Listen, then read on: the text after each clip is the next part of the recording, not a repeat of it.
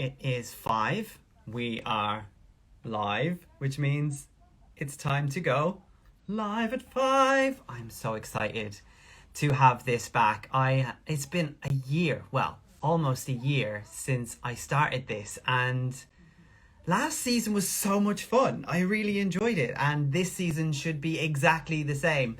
Live at 5 is about just getting chatty with some other people on the internet and checking in, seeing how everybody is and how you're doing as well, more importantly. So if you want to pop in, let us know, how are you today? Because we need to be looking after the old noggin very much in this current climate. And of course, no Live at 5 would be complete without a guest. And as you probably already are aware, is my guest today is Dale, and I'm going to bring Dale in right now.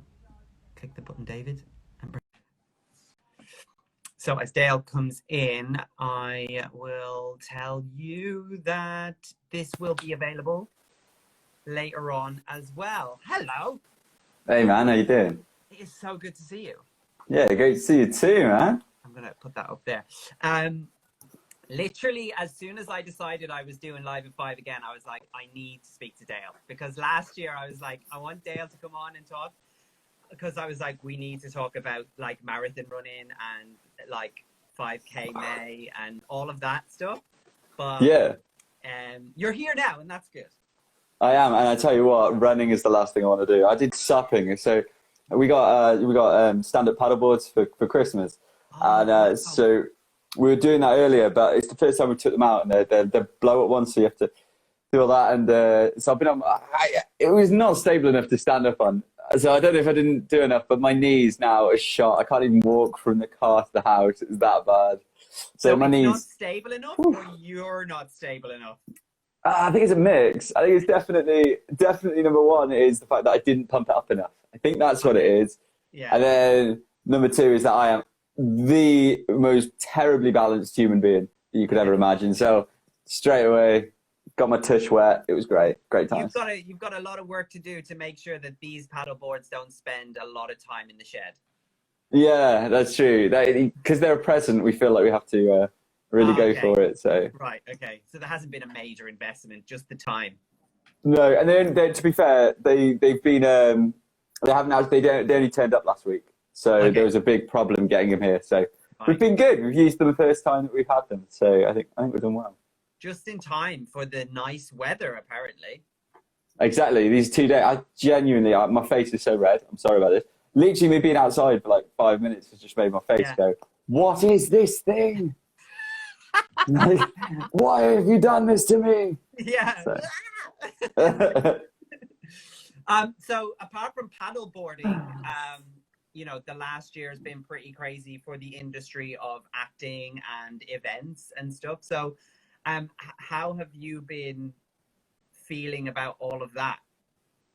Feeling. It's an interesting word, isn't it? How do you actually feel about it? We talk about feelings here on Coaching the Man, you see. No. Yeah, okay. So I keep telling myself, I try and be super positive. I think that's how I try to get through a whole of this thing. Is trying to be positive and like take it as positive. So I had a meeting with my agent over Christmas, and she was like, how are you? And I said, to be honest, okay, I haven't got any money from the government, and I haven't got a proper job, and I haven't got anything that's really supporting me in that kind of sense. But I said, I've been incredibly lucky throughout this whole thing. I've touched wood, no one's been incredibly ill in my family. And I mean, I'd take that any day over the fact that my industry has absolutely gone to pot. At least for me, there might be people out there who it's been absolutely fantastic for, but for me, it's basically gone to pot. Slowly opening now. But yeah, it's been a really tough year. Mentally, it's been probably, I think for everybody, it's been the hardest year we've probably all had to face. I kind of really like that you've just said like about feeling really lucky and feeling really grateful that actually in all of this, you haven't really had to overly worry about, things like your health or the health of your own family. I think that's one thing that's going to keep you level-headed throughout any sort of, the gratitude for your own health will always keep you well balanced. Yeah, I think so for sure. And like, we can all get locked up into things. And I was talking to Lisa, my partner, the other day. We were just talking about how it's weird in life. I think we as people, we put too much emphasis on our jobs to sort of distinguish who you are, when really they're not who you are at all. Who you are is how many people you stay in contact with, your friends with you, you get a smile from you making a joke. It's all things like that. So the things that have been the most stressful are the things that at the end of the day, I could stop being an actor and I could be something else. And you never know what's going to make you happy. And it's only really health and love of people that really matter for all this. So even on those really, really rubbish days when it's been like, I've not had an audition in 3 months, what the hell am I going to do? Like, you just keep thinking, you know what? I've had amazing times. Like over this year, I think I spent more time with my dad than I spent with my dad in like, since I was probably 18, even probably before that. So little gains, little goals and little things that have been actually real positives over the last year, even though the job front has been shocking. Yeah, do you know what? It's interesting because a lot of people will probably be in a similar situation, with the sense that they've spent a lot more time with the people that they probably just took for granted. Or I know you've never taken your dad's presence for granted because he works away, but people that we see every day, or we cross every day, or we actually live down the road from, we've made a conscious decision to keep in touch with, or go for socially distanced walks because there's nothing else to do. And like you said, you become a little bit more grateful for those people and those things. Yeah, for sure. And it's like just everything, really. Everything is just, there's people that I didn't speak to that much, and you just get a message from someone random who's just saying, hey, how you doing? And you just go, oh, yeah, I'm good. How are you? And it could just brighten your day. And I think that's one thing I've learned this year, like, because my friends all live over the country, all live everywhere. Like my school friends, who are like my closest friends, probably they live everywhere, and I've not seen them in over a year, and I've not seen basically anyone. When you actually go through it, isn't it crazy? I've seen no one. No one. I think I've seen a few. So for people who don't know, 900, all of you. I was in London when this whole thing kicked off, so I moved. Yeah, so I moved on to London. That was a year ago. We were literally in a cafe a year ago. Mental, isn't it? Absolutely crazy. And so it was meant to be my year in London. I was meant to be like kicking it all, trying to find out as many contacts as I can, act, do. And then lockdown, that's cancelled, weddings cancelled twice. And then just go away from that. And it's just it was a mind boggle, wasn't it? Like the whole situation of everything that you plan in your life. You think, in life, I'll plan this and this will happen, that'll happen, everything else will happen. And it just turns out, none of that's probably going to happen. So you have to really enjoy the moments that you do have every single time that you have them, because if you completely plan for the future, which I've been terrible for, this might never happen. You might never get it. Sorry, I'm tangenting. No, that's pretty bad. Fine. I mean, obviously, having a wedding put off twice is a major pain in the ass, because obviously that's something not only that you want to do for the reason of getting married, but it's also something that you plan for a long time, and you just want to get with the people to celebrate it. Exactly. And it's so all my friends are we play music together, we do all this kind of stuff together, and you pre-plan that for a wedding, and you try and get stuff ready for a wedding, and then when the wedding gets cancelled, you're like, okay, cool. And then you think no one's going to be able to do that for the second time. And then you second plan it, and you think, oh yeah, most people are coming. And then you third plan it, and you think, you know what, if anyone turns up, it'll be gravy. I ain't got a clue what's going to happen. But most people are just to be honest, by the time you actually do get married the third time, everyone's more excited. I feel like it's like people are more excited now, because it's like that opportunity to get out and see people that they've not seen in so long, and do all those things. So yeah, we didn't plan very well, to be absolutely honest with you. We were 3 weeks, what was it? About 3 or 4 weeks we got locked down before our wedding was meant to be, and to be honest, we had not figured anything out for it. We're not very good on that front. We still haven't figured out hardly anything. So, and on that, I've just heard a move behind me. So we planned it all. It's fantastic. But the great thing is that when you do actually have it, people will be so desperate for a social event that you won't have to worry about people not showing up. No, yeah, exactly. Numbers should go higher. You know, you could be Yeah. like, just put it out to anyone. Just come and turn up. Just Yeah, it's a come and public turn event. up. It's a public Yeah, event. exactly. Start selling Yeah, tickets. I think that's the way. That is the way. 100%. I'm going to bring all my actor and musician friends, and they're going to be a concert. But in the middle of it, I'm going to get married if that's okay. But that's up for debate. We don't have to do that. I'd rather have the music and everything else involved. That'd be fine. Yeah. Do you think that throughout all of this, and it's kind of a thought I've had a number of times, that in the industry that we're in that you go from job to job, and sometimes there's a gap in between, and sometimes that gap is bigger or shorter depending on the time of year. Do you think that that kind of waiting around for jobs to kick off, or being like in the acting industry, has allowed you to, what did allow you to settle into the environment of being at home and occupying yourself physically, mentally, easier than it would have been if you were working a full-time job since you were 18? Yeah, I think in a way it did, because in a way it did, but in a way it didn't. Okay, so the way that it does is the fact that you are kind of used to not being told you have to be somewhere at 9 o'clock.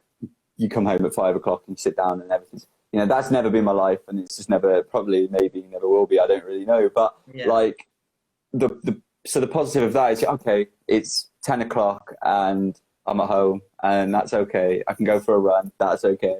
All these things are fine. The flip of it is, when you're in a normal day to day, you've got your phone there, which has got the ability to message your agent, the ability to message cast and directors, different people all the way through. And you know that there might be a message coming back the other way. There's always, it's like playing the lottery, isn't it? I think our job's like playing the lottery. So you're waiting for that moment to go, got it, that's the lead I need, and you can carry on. But for the last year, it's been very much like my phone's there for socials. That's literally how it's felt like. It's there for social. And sometimes you don't even want to be social. I'm pretty bad for it, to be fair. If someone messages me, I want to message back, just because I was saying to Lucy, kind of like, I'm one of those people who's very social, and I get I find that my personality goes down the pan basically if I don't see people. I kind of need people to give me that drive to move, like, oh yeah, energy. Otherwise I just get a bit like, oh, lawn needs mowing.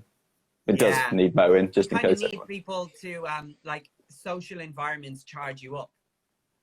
Yeah, it's like an electric car. My electric car is a need of, no, it doesn't have to be big social things. It doesn't have to be anything crazy. It's like the other day, we went to Lucy's parents, and we were just in the garden. It was just to play with some dogs for a bit. Yeah. And that's social. It's like, yeah, great. And unfortunately, they're on a farm as well, so there's loads of stuff going on. And just that is that social, like, ability to be like, right, I'm charged, I'm raring to go.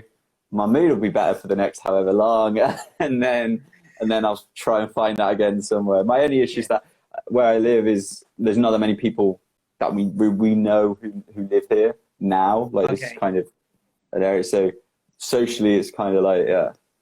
Hopefully, when it opens up a little bit more, it'll be better. But yeah. Yeah. So when you see a person, you're like, hi. Hi, talk to me. When we were stand up paddleboarding. Yeah. That we were doing this stand up paddleboarding, and it was really nice because it was down the canal, and we were going down this canal, and it was great. And the amount of people who would just stop and say, hi, oh, hi, what are you doing? And it was just like, I need this. This is great. Lovely weather. People being friendly. My happiness is gaining. You know it. You can feel it like that. Yeah. It's but I said the other day, after I'd kind of been out for a run, my overwhelming thought was, as soon as though the time jumped forward an hour, and like, it's bright at 5 o'clock, it's nearly still bright at like 20 to 8. And you're like, I feel charged up just by that. Like, I was like, so, wow, I must have been really in the depths of it, at the height of winter. Yeah, you don't realize how bad, like I was saying to Lisa, like, and then throughout this whole process, like, I'm not really someone who's ever suffered from anxiety or ever suffered from anything which is like oppressive really within myself. Like, I'm always been quite, what I would say is mentally sound. I'm mentally fine, been cool with it. And then I tell you what, last year, like, just felt like I hit a wall. Felt like I hit something that I never hit before in my life. Felt like just, just had that feeling of like, there was just nothing I could do. And there's helplessness within myself. I just couldn't get out of the mood. I couldn't get out of anything. It was so, so strange. But I think that also has something to do with when we started lockdown, it was like this, like it is today. It was very sunny. It was lovely. So, and you felt there was an end to it, didn't you? So I think when it got to October time and it started to lock itself down again, I think it probably happened for quite a few people as well. But like my mentality was the one going, whoa, whoa, whoa, whoa, whoa, whoa, whoa, whoa, and just dropping and dropping and dropping. Yeah. So if that was new to you, what did you use to kind of bring yourself out of that? And how did you find that experience? I think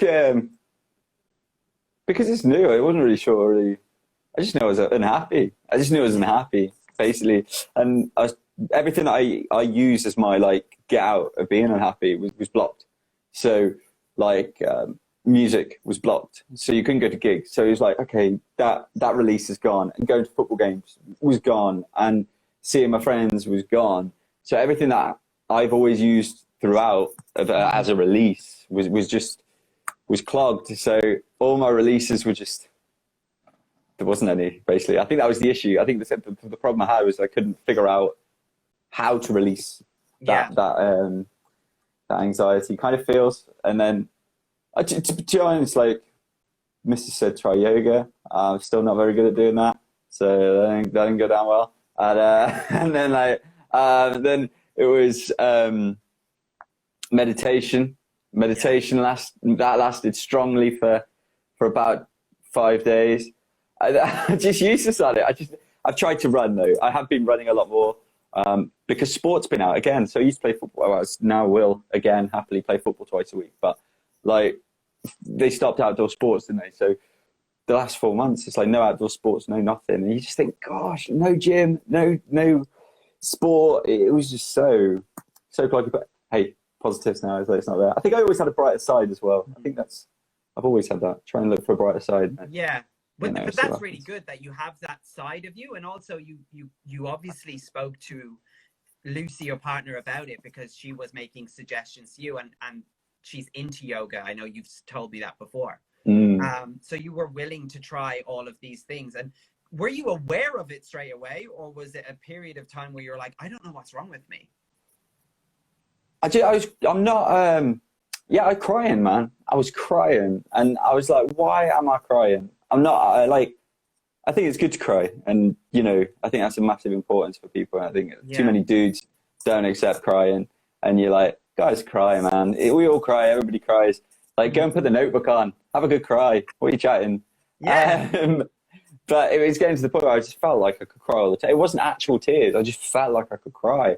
Yeah. And I was just like, oh, I don't know how to deal with this. That was the weird thing. I think that was more.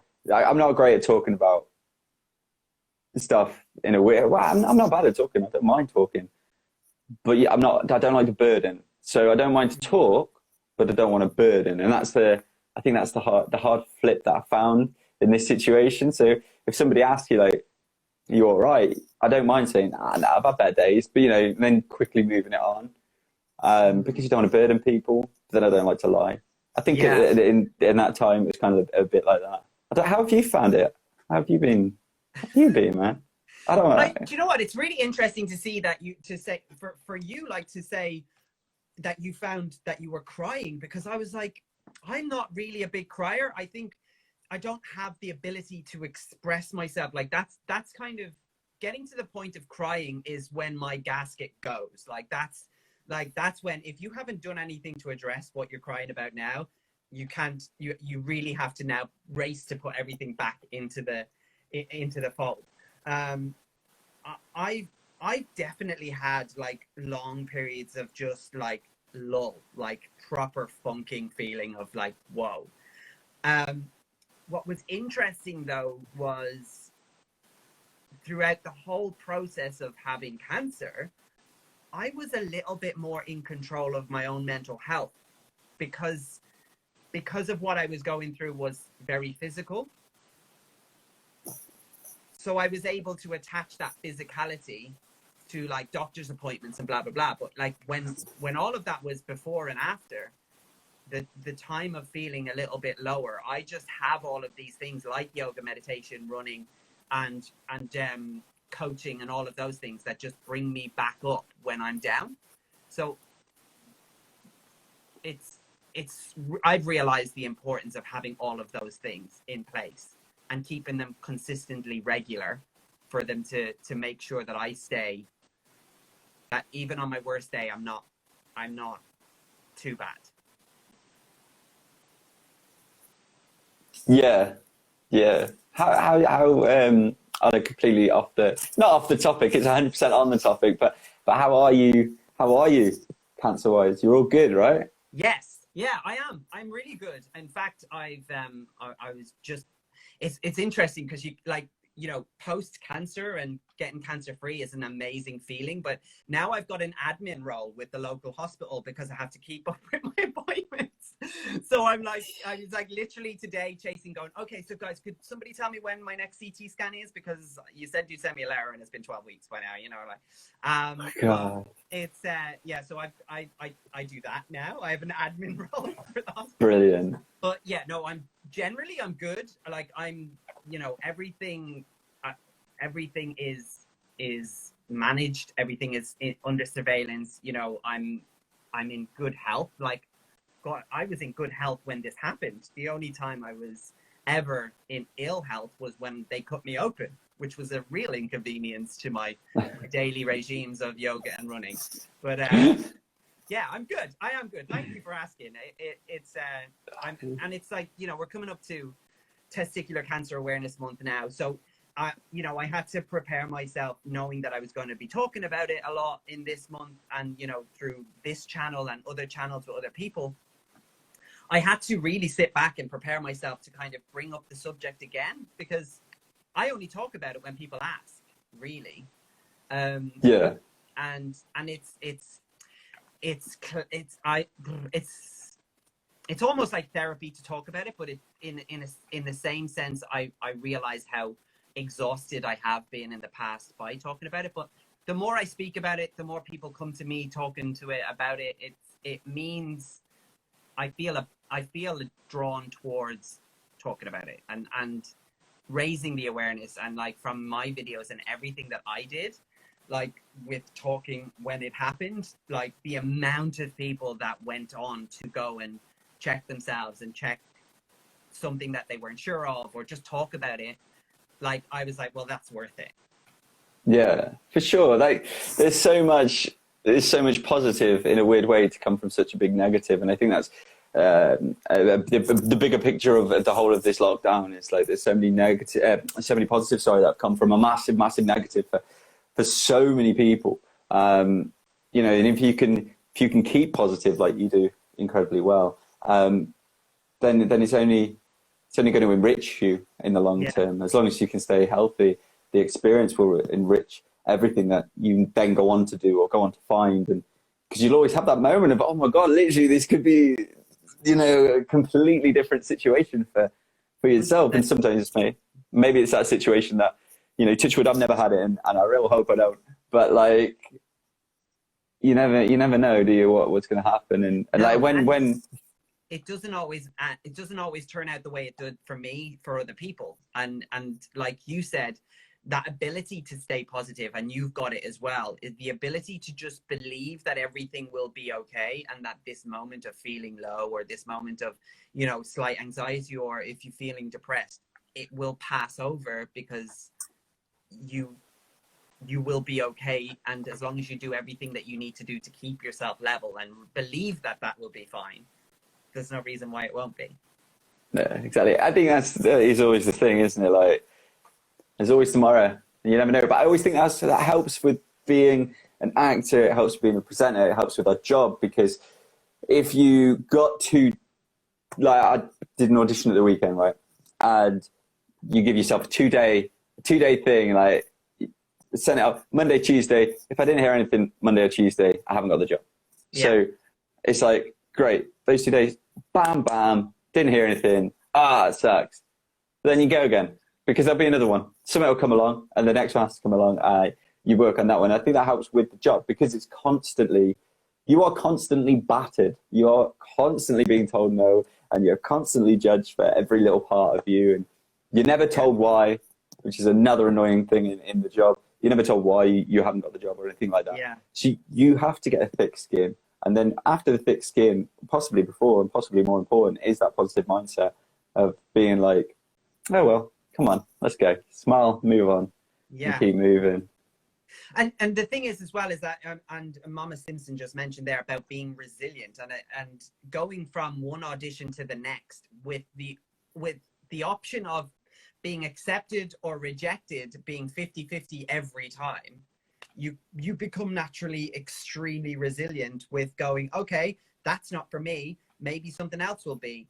But that's a belief, because you know that at one point in your life you did get a job, so then you got that job, and then that one finished and the next one will come along. Once upon a time I had a job. No, I've been very lucky. So I've been very lucky. I've had a weekly presenting gig, and I've had a few other things, throughout this time. So I've not been completely devoid of work, which is very, very. We were saying literally probably about 2 hours ago, just how lucky it is that I've had. So I do a Toolstation thing every Tuesday. You go and film that, and it's great, and it's live, and it's that little buzz, that little bit of energy, and it's that little release. It's that little bit of moment of going, you can do this. These guys believed in you. They like you. So next person will. You just need to wait, and maybe everything. I do think everything happens for a reason. Everything happens in timing, and everything. So yeah, I'll talk to you about that on a different time. Probably not on this thing. You know what? It's really good because, you've been doing it's Toolstation, right? Toolstation. Yeah, it's called Toolstation Tuesdays. Yeah, it's like a giveaway for Toolstation. Really macho. Oh, mate, I know so little about tools. It's ridiculous. I'm reading them off this script. Every time I have to give them away, I'm like, and this is the Karcher? I don't know what the right names are. If anyone watching this, I'm so sorry. I do fully know what I'm talking drilling device. Oh, mate. The giveaways are fine. I can do that. That's just banter. It's just telling them what they've won. I don't even have a clue. We got away with talking about roulette for 2 years, and we hadn't a clue what that was.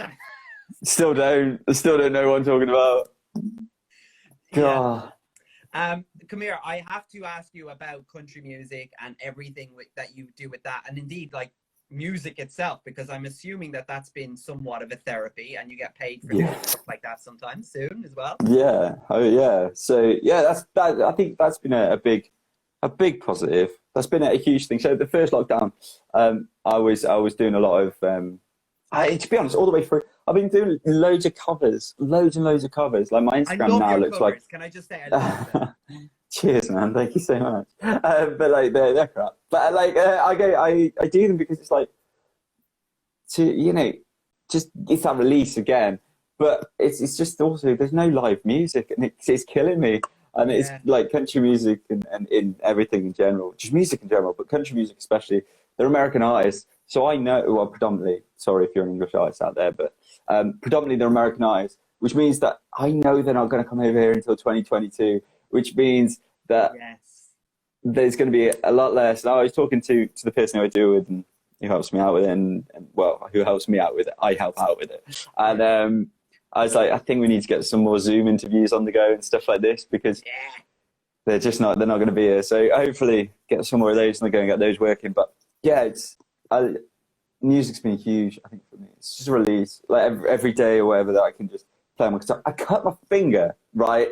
So I've cut my finger really badly, and I haven't been able to play guitar for. You weren't by any chance like using 2 a tool weeks. on Toolstation, were you, when you cut your finger? No, I can't tell Toolstation how I did it, because it was definitely opening. I don't know if any of you have Illy coffee, but in Illy coffee, you think, I've spent a bit more for Illy coffee, which means that I get to open this nice little pop-up like container. Okay. So I did the pop-up of the container, and then it didn't fully pop up, and then I cut my finger. It's the sharpest thing you can ever touch is an Illy coffee container, and it just bled everywhere. But it's meant I've not been able to play my guitar for 2 weeks, I think. And God, that's killed me. That is absolutely like, it takes not been playing my guitar. And also need to restring it, and I can't find my restringing tool. So Well, you you've know, got some work to do there because so first of all I need to know what's going on with country music now. What's hot? What are we loving? What are you loving? what am I loving? What I'm loving at the moment. I was talking to someone about this. I was listening to some old stuff that I quite like. But so there's been a massive issue in country music. I'm sure everybody's heard of it. If you know anything about country, you probably have, probably haven't. But Morgan Wallen released an album. It's been #1 for 10 weeks in the American charts, and that's over the whole of the Billboard charts. Yeah. So the whole of music, not just country music, but the whole of music in America, it's like taken over everything. But he's got himself in a bit of hot water for his terminologies that he's used. He's used stupid and in uneducated terms and stuff like that anyway.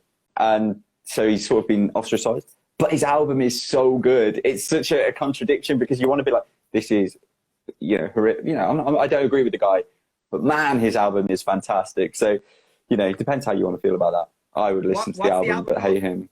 It's called Dangerous. It's a double album. It's got a lot of music on, but it's got some really good tunes on. Down because I literally was reintroduced to the joy of modern country music by you, and I have a playlist that I listen to when I'm working, like when I just want to just be like, come on, zen me out, and I'm on the computer, I'm like, right, country music has to go on. We've got Old Dominion in there, we've got all of course. So yeah, I was like, when I get him on, I'm gonna have to ask him who he recommends recently because I need some new stuff. Yeah, I wish I wasn't on my phone. I'd literally give you a list of what I've just been listening to. Gabby Hope. If you like girls, do you like female singers? Because Gabby Hope, Gabby Barrett is her name. Sorry, I Hope is the song, which is outrageous. But yeah, Gabby Barrett, really good, really good, really enjoying it. So I've been bad for not listening to not female artists, but I've always listened to male artists because I've always used that.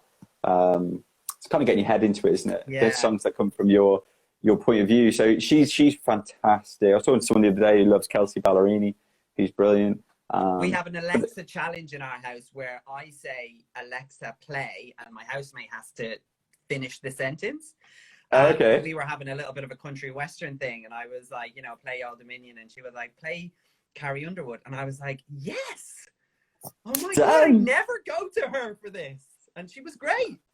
Yeah, she's got a new album. She's got a new album coming out next month, I think. But it's definitely it's a religious album, so it's not one that I'm going to be overly listening to. Sorry. Listen anyway. But, there might be one. Yeah, you never know. There might be one. But yeah, there's loads, mate. I could go forever. But that's something that's actually on a weird flip of this whole situation.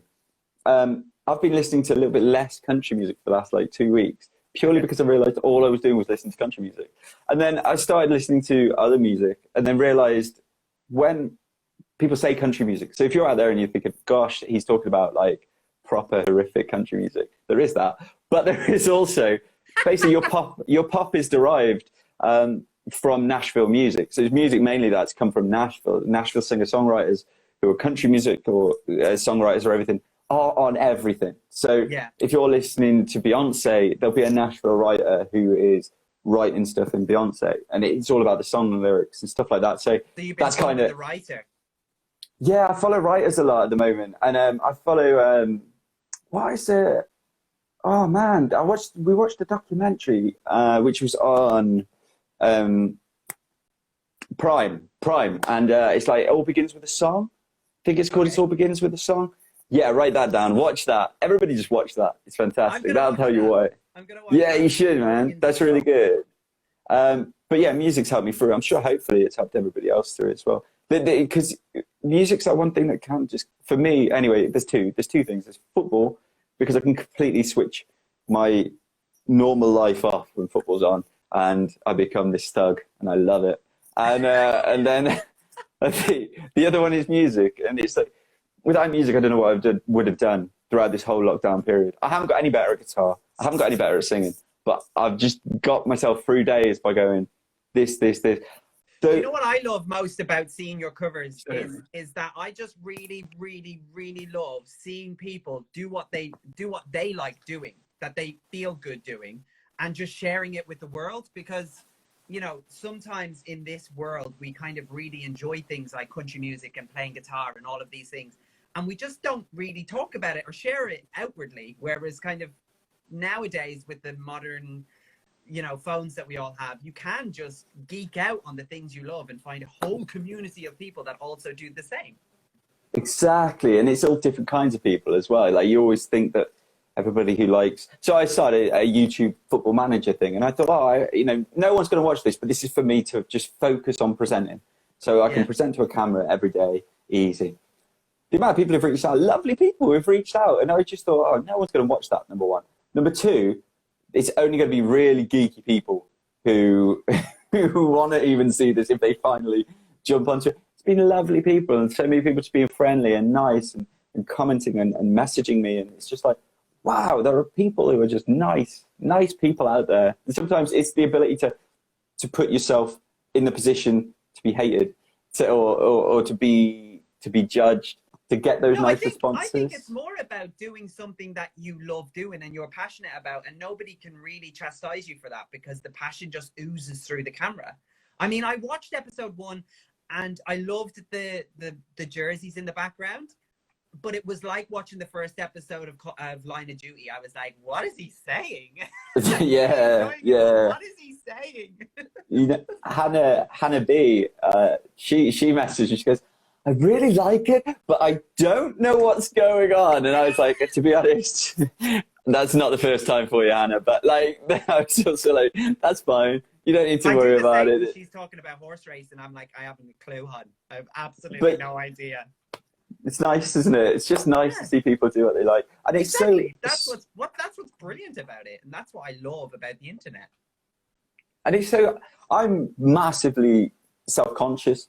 Like I'm one of those people. I'm terrible. Like earlier, I just literally said I feel obese, felt horrific, just couldn't like my brain just couldn't get out of like that mode. And then you think, God, you know, I can just go and put a video of me singing up, which makes absolutely no sense. Do you know what I mean? And it's like, it's just taking that plunge of just letting yourself go and then go, actually, no, I'm fine. And I'm fine. I can do this. People, it's not the gratification from people, but it's that gratification from yourself of going, you did it. You put that out. You put yourself out to be judged, where a lot of the time I struggle with just small things about like letting yourself be judged. So I've been using that, and you know, I think in that moment there, you know, when you're kind of being negative about yourself and talking negatively to yourself, it's just being aware of it and going, okay, I don't actually need to respond to that, and just passing it over and just going, okay, but the reality is that I like doing this and I'm going to do that, and that's me, and that's authentic, and that's what people love. Yeah, for sure. Yeah, exactly. You're exactly an amazing person. I love all that you do. I love your work, and you need to have more confidence in that. But it comes by just doing it, and you can see that coming through with everything you do. I have like literally 2 questions that I want to finish on. One of them is, what is the next cover that we should expect from Dale? Well, when I can get a finger, when I can get a finger, that sounds really bad. When I can get a finger that works, I might try it out tomorrow. You know, I've got a free house tomorrow, so I can yell as much as I want. My neighbours must absolutely hate me. I live in a terraced house, and oh my God, they must hate me. But I'm not sure. But if there's anybody who's watched this or will watch this, and you think, you know what, I'd quite like somebody to randomly cover that, including yourself, David, just say, yeah, try and do this one. Dale, have you heard this one? And it just, gives me something to focus on. What was the last one you did? So good. It's 2 weeks ago, man. I can't remember. I did one for a guy that we both know called Shah, who I covered a song that I think it's on Sons of Anarchy or something. I'd never heard it. And he told me about it. The song, it was really close to him and it meant a lot to him. And he was like, would you cover this one? I was like, yeah, 3 months ago. I was like, yeah, I will.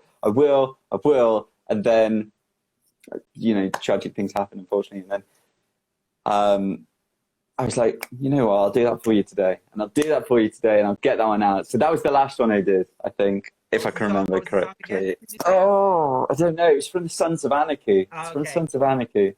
And then before that, I think it was like, if there's someone you want to listen to, Jason Isbell is fantastic. Try and listen to him, songwriting wise, because I think he was the one I did before that. I've learned so much. I feel like I should pay you. Great. Last question I'm going to leave you with, and I'm going to leave everybody on our Live at 5 series coming up, is when is the last time that you, Dale, checked your testicles, checked your balls? Oh, mate, I check loads because of you. How weird is that? Like, that is weird. Every night I touch myself thinking of you, and that's what you should end this on, right? No, yeah, I check, like I didn't used to at all. Now I'm like, I'm one of these people who's, anyway, I'm very conscious of my body in a mental state. So I'm very much like, if I see like a weird mark on my arm, I'm like, I'm going to pay so much attention to that mark on my arm until it's gone, because I think it's going to be something bad. So when I found out you got ill, I was like, now I'm like super testing. I was going to say super testy, which would work in both ways. I love it. Yeah, I'm super testy. That's quite a lot. Look around. Have a gander. I'll go to the neighbours. I knock on the door. Like, would you check? Because I've been checking and I ain't noticed anything. But I don't know. Could you give it?